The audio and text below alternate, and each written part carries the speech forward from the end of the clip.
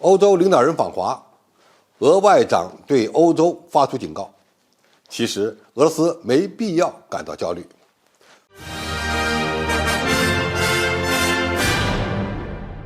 观众朋友，大家好，我是付强少。近日，欧洲领导人纷纷前往中国，马克龙和欧盟委员会主席冯德莱恩于4月5日起访华，并就俄乌战争、贸易不平衡、中欧各领域合作等课题与中国进行交流。此前，德国总理舒尔茨、欧洲理事会主席米歇尔和西班牙首相桑切斯已经先后访华。中国与欧洲发展合作很正常，但没料到俄罗斯外长拉夫罗夫有点焦虑，有点紧张了。他在接受俄罗斯周报《论据与事实报》采访时表示，西方国家试图以俄罗斯依赖中国的论断挑拨莫斯科和北京之间的友谊。他强调，中俄两国的战略伙伴关系已大幅提升，超越了单纯的双边关系。他指出，有关中俄地位不对等的说法一直被不友好的国家夸大了。拉夫罗夫还警告说，欧盟与莫斯科的关系恶化是欧盟造成的，欧盟已失去了俄罗斯，莫斯科会在必要的时候以强硬的方式与欧洲打交道。现在的问题是，欧洲与中国发展合作，俄罗斯为何会如此焦虑呢？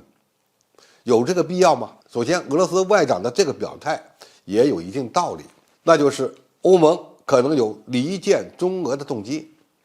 更有利用中国对俄施压的需要。俄罗斯已经感受到了压力。如果西方国家无法通过军援乌克兰结束战争，而且又不愿意推动俄乌和谈，就想通过中国来结束俄乌冲突，也就是想让中国利用对俄罗斯的影响力说服普京撤军。至于说到欧盟想离间中俄关系，他们给出的理由是中俄两国的关系不对等，这恐怕是欧洲对中俄关系的误解。而且俄罗斯对此也不必太敏感，因为这仅仅是一个心态问题。其次，拉夫罗夫其实并不需要太焦虑。首先需要看清中俄乌关系的本质，中国需要欧洲，也需要俄罗斯。中俄友谊背后的逻辑非常牢固，中俄友谊是美国打压的结果，也是民意基础，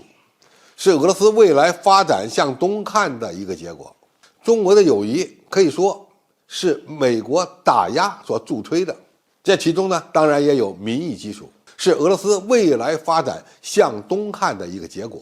与中国的战略能源安全息息相关。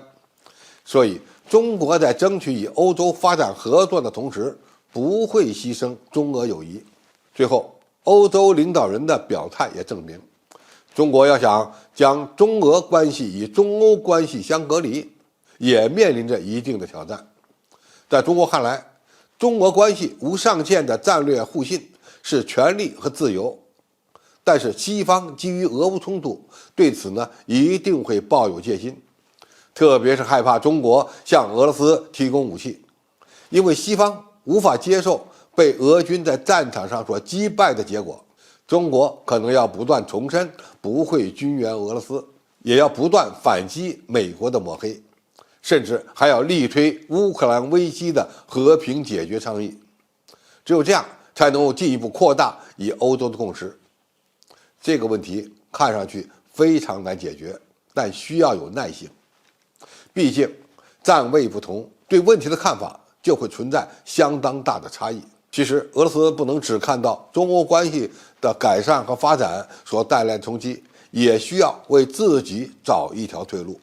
从战略格局来看，俄罗斯必须反击美国霸权，但是要尽量与欧洲保持合作。俄罗斯如何结束俄乌冲突，可能需要中国的配合，以便能够让欧洲看到和平的希望，这对中俄两国都有利。中国与欧洲均有尽快结束俄乌冲突的意愿，中国与欧洲关系的加深，对俄罗斯来说同样也是机会。当然，俄罗斯如何与欧洲缓和关系，是否与乌克兰和谈，